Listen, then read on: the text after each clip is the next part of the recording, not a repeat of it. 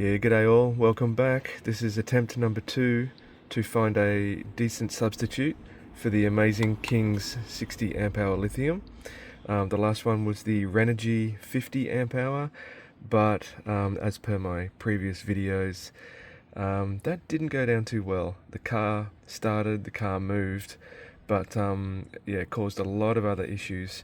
So this time around, I'm going to try the Lithium.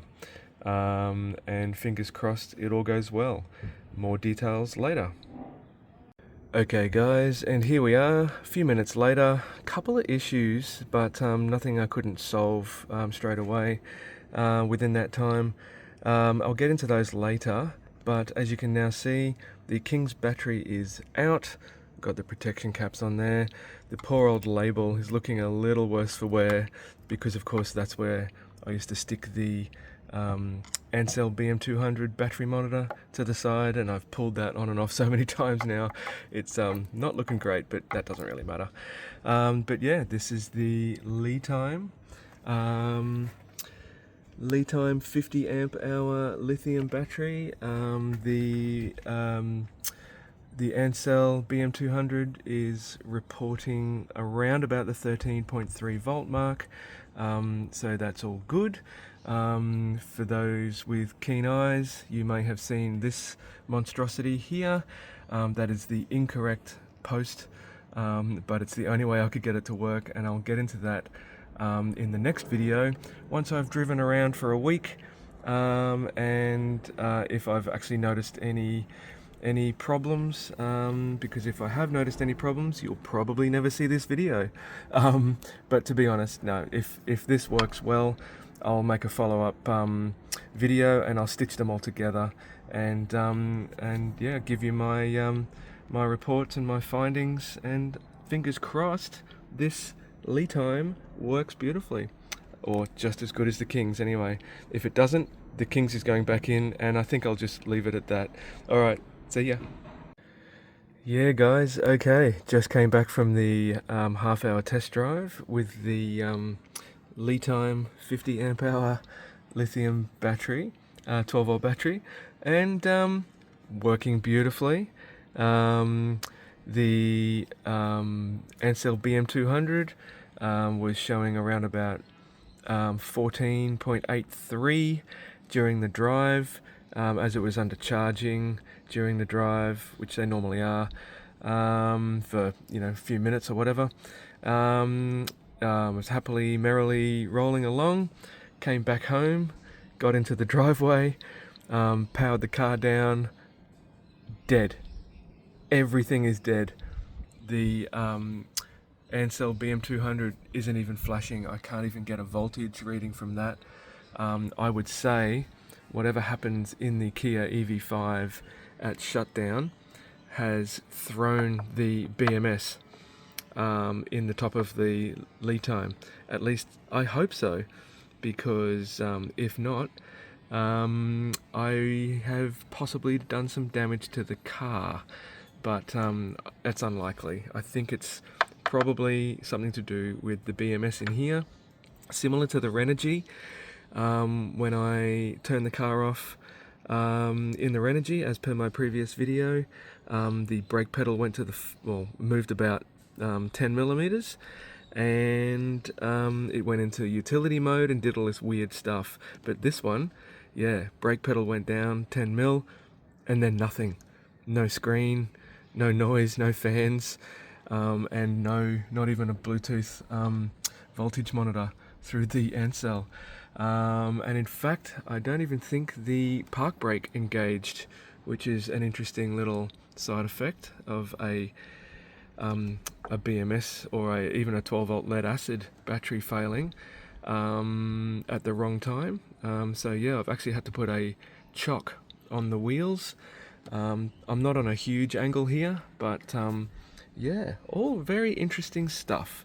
So time to go back to the King's again, and yeah, I'd say this is another failed experiment.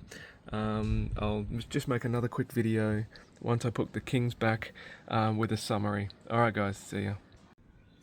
Yeah, back again, hopefully for the last time. This is part 4 of this failed experiment. Okay, so as per the last section, I just came back from my test drive with the Lithium installed, and the car started fine, it drove fine. It was hitting about 14.83 volts during the drive. Reversed down the driveway when I came home and hit the power button to turn the car off, and the brake pedal sunk about 10 millimeters, but which is what the Renogy battery did as well, if you've seen my Renogy video. And then the entire car shut down.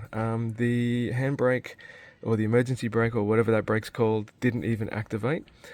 So of course, as soon as I lifted my foot off the brake pedal, which is obviously a hydraulic system, so that's a good thing. Not everything's automatic and powered. When I lifted my foot off the brake pedal, the car was rolling a little bit on this very slight incline driveway. So I've put a chock behind the back wheel just to stop it going any further while I swapped the batteries back over.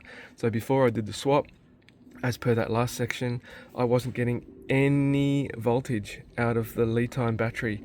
The terminals were perfectly fine, everything was tight, everything was good. I just wasn't getting anything out of that battery at all. So the blue flashing light on the BM200 wasn't flashing, nothing. As soon as I take it out, put the Kings back in, I was a little bit nervous. I thought I'd actually stuffed up the car somehow. The car leapt into action. The door handles came in. I heard brakes be activated. Everything just leapt back into action. One thing I did do though is I disconnected the security alarm. So that's just basically like an old-fashioned car horn, and that is the thing that makes all the noise. And I was just a little worried that because of all this abnormal activity, I was going to set off the security alarm. So luckily that didn't happen, and fingers crossed it doesn't start screaming at me when I plug this back in. Phew, thank God. That would have been a little bit embarrassing. Anyway, so yeah, the car is absolutely back to normal. Everything is working, thank God. But as you can see here, I'm getting 13.59 volts on the Lithium. So I would say something in the shutdown process of the car, similar to the Renogy, triggered the BMS to shut off completely. I would say this, I actually bagged this out in one of my previous videos, thinking that the Kings may have been stretching the truth a little bit with their 60 amp hour rating, which then also means it's a 1C of 60. And then these ones I thought were being a little bit on the conservative side, the Renogy and the Lithium, being classed as a 50 amp hour battery. I'll just take those off now and stick the plugs back in, safety first. But I'm now thinking maybe these are genuinely 50 amp hour cells going through BMSs that are set to 50 amp hours. I read all the literature of these, and the Lithium and even the Renogy, and they said they can handle up to 100 amp surges for 5 seconds, both of them. So I can't see how this car is wanting more than 100 amps from the battery during shutdown process, but that doesn't make sense anyway, because the BMS in here is also set for a peak or a spike of 100 amps. So yeah, I would say the BMSs in the Lithium and the Renogy are just a lot more sensitive to strange behaviors and maybe strange spikes. Of course, a good old-fashioned lead acid battery can handle crazy amounts of current, and they're designed for cold cranking, so they can crank an engine at, I think the lead acid that was originally in here, that I still have as a good backup, I think that was rated at 370 cold cranking amps, and of course in a spike that could shoot up way higher than that, but we're talking milliseconds. So yeah, I'd say the BMS circuitry in these I would class even though I don't really know, but I would personally class the Lithium and the Renogy as a slightly higher quality than the Kings. But that just goes to show you the Kings has beaten everything in all of my experiments. It has just been absolutely rock solid. And of course, this is the battery that's now been discontinued, which is why I'm trying to find a decent alternative for anyone wanting to do the same as what I've done here. The other issue with any of these lithium batteries is, of course, the operating temperature. So, and more importantly, the charge temperature. So any of these lithiums, they're just cheap lithiums. They do not have internal heating, which means you can only charge them above 0 degrees Celsius. If you charge them under 0, you actually permanently damage the lithium cells inside. So this swap, although it's fantastic and I love it to bits, and I just really want to find out what the BMS is in this Kings versus these batteries, and I might look at some teardown videos of YouTubers and figure out what the difference is. And then I might even experiment with getting the same BMS that's in the Kings, opening this up and sticking that in there and then seeing how that goes. I just don't know what to do next, because I'm kind of exhausting all of my globally available lithium substitutes or alternatives to this one. I just don't know what's in there and why it is working so well in this application, where these perfectly fine batteries, the Lithium and the Renogy, absolutely great little batteries, but there's something in there that is not working nicely, not playing nicely with the Kia EV5. So yeah, apart from the temperature issue, this would be a very good idea for any EV5 owner to replace their lead acid with a lithium, but I'm just trying to now find an appropriate drop-in replacement, non-destructive too, that's key. I actually looked into the 100 amp hour Kings lithiums, which I'm assuming would have a similar BMS. I like the idea of 100 amp hour because it means you could drain more current from the battery, of course, which would come in very handy for Sentry type dash cams. So or event recording dash cams. So you could just leave them on 24/7. As soon as they detect motion, they start recording, all that kind of stuff. I'd say this battery is probably going to be okay for that. I'll hopefully know within a month once I get my FitCam X prototype for the EV5, or the Aussie model and Chinese model EV5 at least, because I think the UK model has a slightly different sensor cover on the mirror on the windscreen. Anyway, I think the 60 amp will be okay to run it as an event recorder, but I was just hoping I could fit 100 amp hour in here. Unfortunately, this plastic battery tray, very high quality plastic, mind you, nice and rigid. They've got metal inserts there, as you can see. This is a very odd shape underneath. It's not just sitting on a flat surface. There's some custom kind of bolts and bits and pieces and standoffs and all that kind of stuff under there. I took it out actually yesterday when I was installing, what was I doing? I've forgotten what I was doing now. Actually no, I was just measuring up for the 100 amp hour, because you can get 100 amp hour minis, which are only a little bit bigger than that, but they miss the battery tray by about 5 millimeters in the length measurement. I tried so hard to make it work. The numbers work, but yeah, just not going to work. So without very severe modification of this battery tray, there is no way you can get 100 amp hour lithium into the EV5.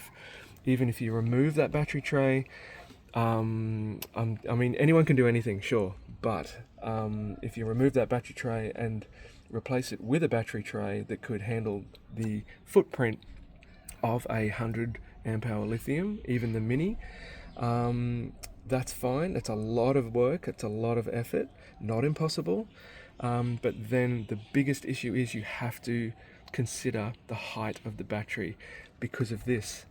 So as you can see, even the King's lithium is about 5 or 10 mil higher or taller than the original lead acid, and if you go any higher you start fouling up the cover. Not that that's important. If it makes the car work and it runs everything, blah blah blah blah blah, it ticks all the boxes, who cares? Even if you left the cover off, who cares? But again, I just want these modifications to be as non-destructive as possible, with everything OEM fitting, because then, especially during the experimental stage like this, then I can very easily just replace all of this with the original lead acid and possibly just get an AGM version of the lead acid, which was my original plan anyway. But it's just fortunate and very unfortunate that this King's has been working so stupidly well for me, and being in the subtropics, this is going to work beautifully. We never get close to zero here, so I'm not worried about that. I'm more worried about the other end of the scale, and as I keep saying, I won't know if this has been a complete success until after summer. So probably around March I'll make another video if I don't get excited and find another battery in the meantime. But yeah, after about Feb or March I'll make another video with the success. But of course now it's kind of pointless because you can't even buy these anymore. So I'm not really sure what to do. If you guys are willing to do some experiments on your own, and hopefully people in the UK and Canada who have the slightly different model EV5, you might even have a bigger battery. I don't even know. I think the EV6 and the EV9 have a footprint that can handle a much bigger battery than the 60 without any modifications, but I don't know. I don't own one. I haven't got access to one. So, but anyway, yeah, if someone else can maybe start experimenting with me, that would be excellent, and then we'll hopefully find an awesome solution. One more note on the temperature issues with standard lithiums like this. That's all going to be solved with sodium. So once the sodium ion 12 volt batteries, I mean, they're already out. They have been for ages. And in fact, I've got an empty case of the original battery, the lead acid battery. I've got an empty case. They started manufacturing them. I bought it from AliExpress a month ago, and now that I know this doesn't work and the Renogy doesn't work, I may even look into making or building my own battery that sits in the original case, so I don't need any of these rubber spaces or anything. It'll just clamp down perfectly because it's identical to the original lead acid. And yeah, maybe I fill that up with sodium ion cells, and start experimenting with a different BMS, or with different BMSs, ones that even include the Bluetooth monitoring, so you don't even need the external box.